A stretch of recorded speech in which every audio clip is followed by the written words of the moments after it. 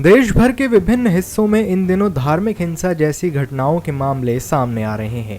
इसी बीच राष्ट्रीय स्वयंसेवक संघ के प्रमुख मोहन भागवत ने इन घटनाओं पर एक बड़ा बयान दिया है। संघ प्रमुख ने कहा है कि हिंसा से किसी का भला नहीं होता। जिन समाजों को हिंसा प्रिय है वे अपने आखिरी दिन गिन रहे हैं। दरअसल आरएसएस प्रमुख मोहन भागवत गुरुवार को अमरावती के भानखेड़ा रोड पर कंवरराम धाम में संत कंवरराम के प्रपौत्र साईं राजलाल मोरदिया के गद्दी निशीनी कार्यक्रम में मुख्य अतिथि के रूप में शामिल हुए थे।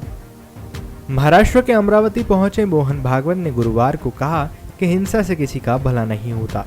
जिस समाज को हिंसा प्रिय है वह अपने अंतिम दिन गिन रहा है। हमें हमेशा अहिंसक और शांतिप्रिय होना चाहिए। इसके लिए सभी समुदायों को एक साथ लाना और मानवता की रक्षा करना आवश्यक है। हम सभी को इस काम को प्राथमिकता के आधार पर करने की जरूरत है।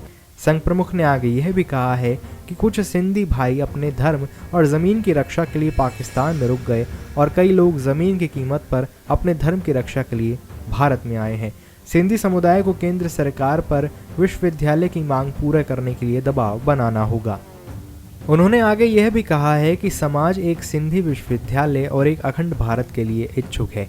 ये भावनाएं इसी मंच पर भी व्यक्त की गई हैं। मुझसे सिंधी विश्वविद्यालय के लिए प्रयास करने की अपील की गई, लेकिन मैं सरकार का हिस्सा नहीं हूँ। यह सरकार हो या कोई अन्य, यह समाज के दबाव पर काम करती है। सामाजिक दबाव सरकार के लिए पेट्रोल की तरह है। यदि आप सिंधी विश्वविद्यालय के अपने सपने को साकार होते देखना चाहते हैं तो आपको इस सरकार पर दबाव बनाने की ज़रूरत है। ऐसी तमाम बड़ी खबरों से जुड़े रहने के लिए बने रहिए पंजाबकेसरी.com के साथ।